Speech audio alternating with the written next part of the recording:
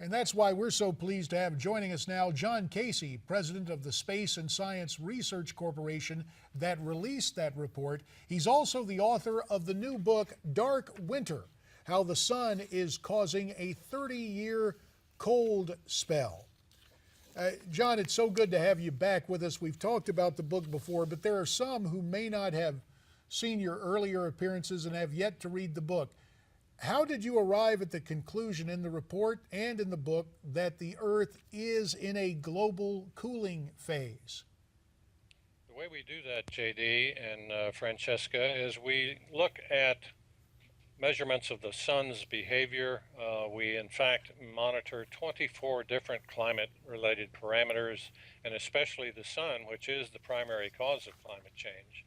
By properly looking at the various components of solar activity, we have been able to discern the key cycles that schedule climate change, and we have made substantial headway in making highly reliable predictions based on that model. John, the report mentions that this cooling trend has temporarily stabilized, but is expected to revert back to cooling in the next year or two. Is this something that's independent of humans, or do we play a role on whether this cooling trend begins again? Francesca, the answer to that is that this is all part of the natural cycles of the sun. In fact, this particular global climate status report, the one that we produce every 6 months, is very important and revealing. Whereas the government has been touting the warm years of 2013 and especially 2014 as indicators of man-made climate change, the reality could not be further from the truth. A study of solar activity for the last two major cold cycles, cold eras, has shown that this particular warming event is the last hurrah of the sun, if you will, and is a primary indicator that we're about to fall off a global climate temperature cliff into the new cold era. And John, you say there has been no effective growth in global temperatures for about 18 years. How do you define effective? Well, it's a term designed to indicate that there is stability and has been stability in global temperature measurement by the various data sets and satellite measurements. What that shows is there is an average line 18 years long where there's been no effective increase in global temperature.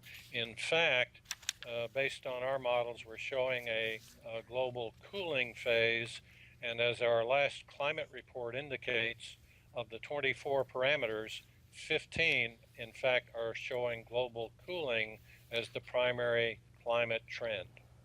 John Coleman, founder of the Weather Channel, had this to say about climate change. Let's take a listen. It's very difficult for anybody to be against it because the media has told the nation over and over again, day after day, for 20 years, that the oceans are rising, the polar bears are dying, the sea, the ice is melting, that storms are going to sweep the earth, and that we're all going to die of a heat wave. I mean, this is an incredible, bad science. John, what are your thoughts on seeing that?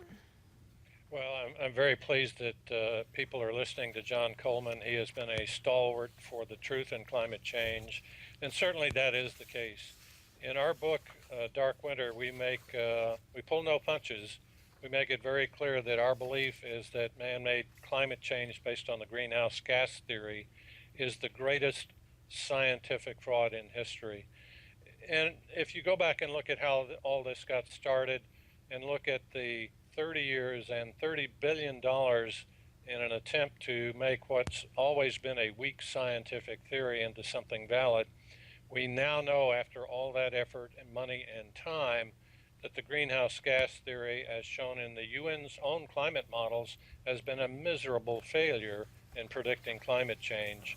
That, of course, compares with solar cycles, the ones we use, which are over 90% accurate. It's still a puzzle why so many people believe in a theory that has been proven to be so unreliable versus models that are very reliable. And we will have to leave it right there, John Casey. The name of the book is Dark Winter.